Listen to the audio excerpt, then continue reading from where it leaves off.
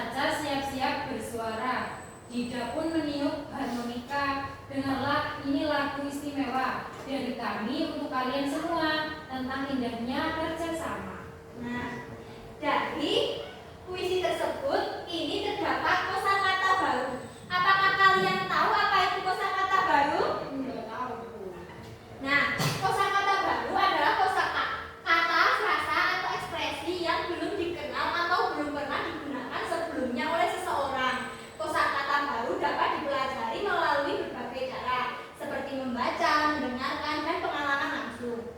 Nah, kita akan mencari kosakata yang ada di puisi lagu istimewa ini. Jadi, kosakata yang ada di puisi lagu istimewa ini yang berwarna kuning. Coba Mbak Fitria dibaca itu yang bertanda kuning apa?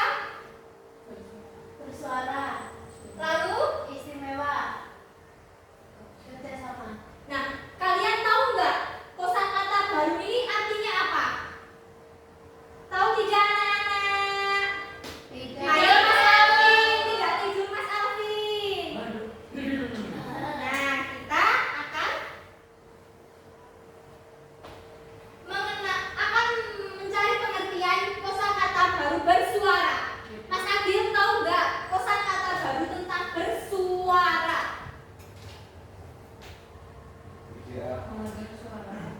Nah, pengertian dari kosakata baru bersuara yaitu mengeluarkan suara yang dihasilkan dengan getaran pita suara, misalnya bunyi seperti kita berbicara ya. Yang kedua ada kerjasama. Mas Hamzah tahu nggak? Tahu. Apa? Kegiatan yang bersama-sama. Ya benar. Yang selanjutnya ada istimewa. Istimewa yaitu khas atau khusus lain daripada yang lainnya. Selanjutnya kita akan mencermati gambar pada puisi lagu istimewa ini. Siapa ya kira-kira yang mau mencermati gambar pada puisi lagu istimewa ini? Kalau tidak ada akan ibu tunjuk ya. Mas Junior, coba lihat gambar alfa. Itu alfa sedang apa ya kira-kira? Sedang menulis buku. Ya, betul sekali. Lalu Mbak Nasifa, coba lihat gambar Dida ini. Dida sedang apa Mbak Nasifa? Menyulut harmonika. Ya, benar. Harmonika.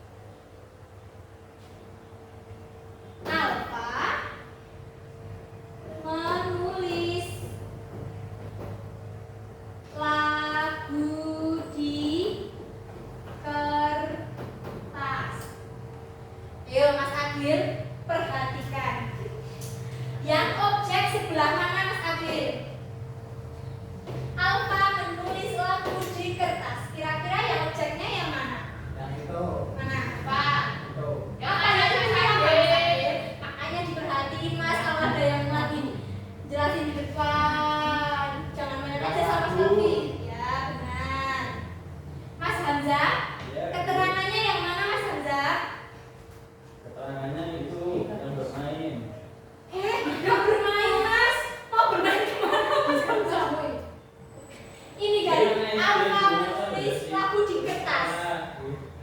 Jadi ya benar. Jadi di sini subjeknya itu Alfa, predikatnya menulis, objeknya lagu, keterangannya tak di kertas. Nah, Alfa ini bisa disingkat subjek itu bisa disingkat S, lalu menulis sebagai predikat bisa disingkat P, lagu ataupun disebut objek itu bisa disebut disingkat O, lalu keterangan di kertas ini bisa dituliskan. Selanjutnya kita akan mempelajari menulis dengan huruf tegak bersambung. Menulis tegak bersambung atau biasa disebut juga menulis halus adalah cara menulis di mana huruf-huruf saling bersambung tanpa mengangkat alat tulis. Tulisan ini berbentuk suatu aliran yang mulus dan indah dengan huruf-huruf yang saling terhubung dan tidak terputus.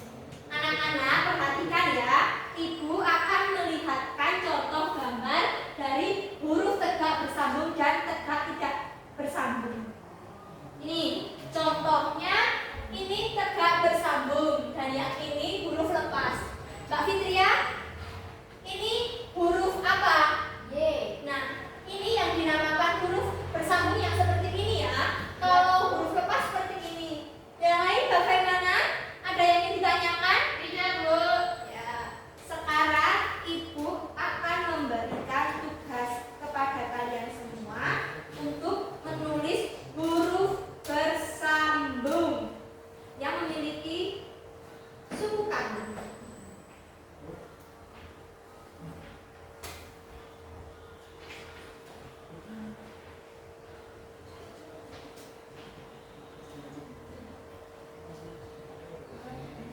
Ini mau diberi waktu berapa ya? 2 menit. Ya, 2 menit. Silakan dikerjakan terlebih dahulu anak-anak. Oh, pensilnya hilang nih, Ibu pinjemin. Gimana, ada yang susah tidak? Ini kurang ini. Ya, silakan dikerjakan ya.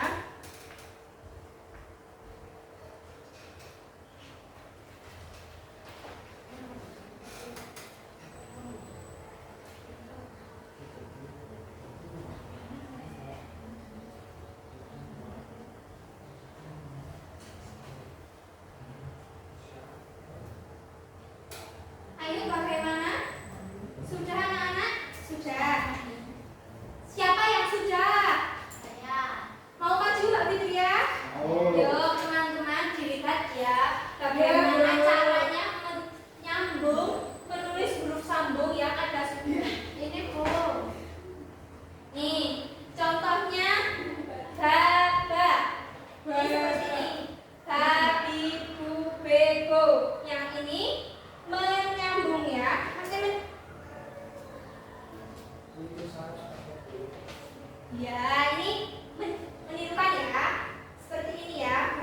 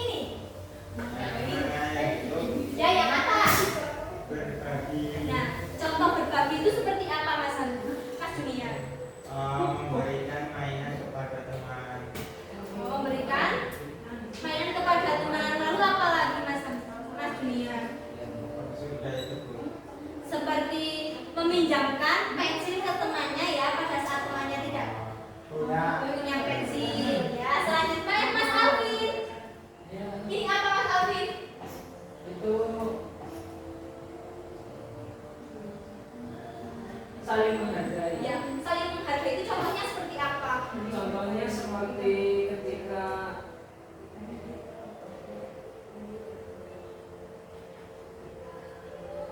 ada yang berbeda agama, kita Menghargai. Ya, benar sekali. Yang selanjutnya, kita sebelum lanjut ke cerita fiksi, itu akan membentuk kelompok. Yuk, sekarang kalian semua maju ke depan ya. ya. Yeay, kita nyanyi. Ayo, maju ke depan semuanya. Yo.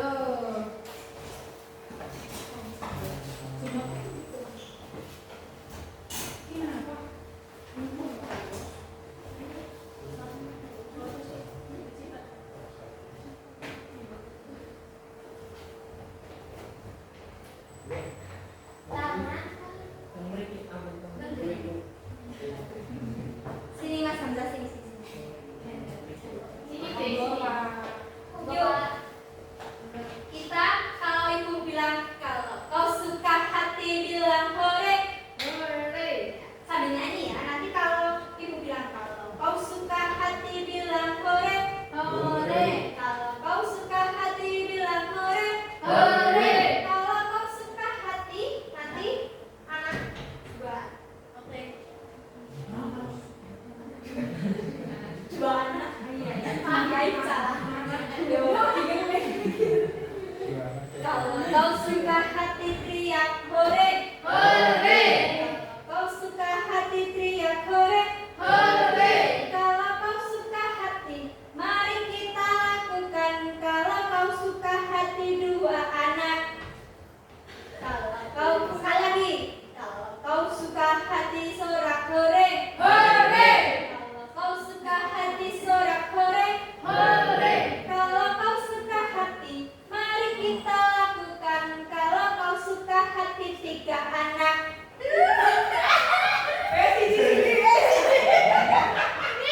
Oh iya.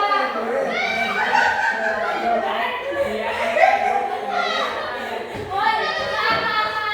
Yang salah ini kan siapa ya? Bisa dibantu. Oh iya ya. Yuk, sekali lagi nih untuk menentukan kelompoknya. Kalau kau suka hati bilang hore. Kalau kau suka hati bilang hore. Kalau kau suka hati, mari kita lakukan. Kalau kau suka hati empat anak.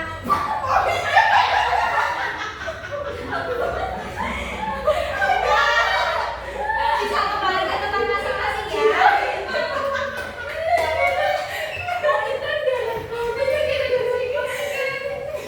Nah, sebelum memasuki cerita fiksi, kan tadi kita sudah belajar tentang kosakata baru ya. Jadi ibu akan memberikan kalian tugas mencari kata di dalam teka-teki ini ya. Nanti dilingkari.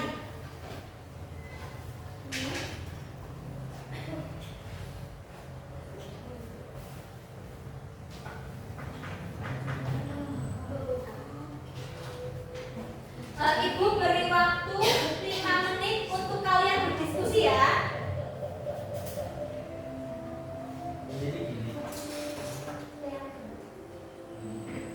Gimana anak-anak? Ada yang nggak bisa nggak? Oh iya. Siapa mau? Mbak Dia mau maju? Oh iya.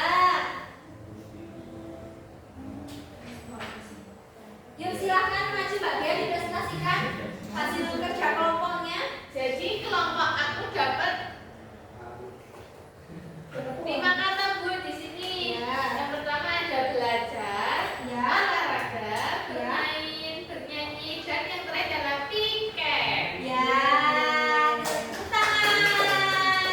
Dikasih apa anak-anak? Dikasih apa? Dikasih B, kasih O, kasih B. Wow, keren. Wow, keren. Wow, keren. Wow, keren. Yang selanjutnya dari kelompoknya Mas Agil. Yuk silahkan maju Mas Agil, dipresentasikan. Ya, Mbak Ita silakan yuk.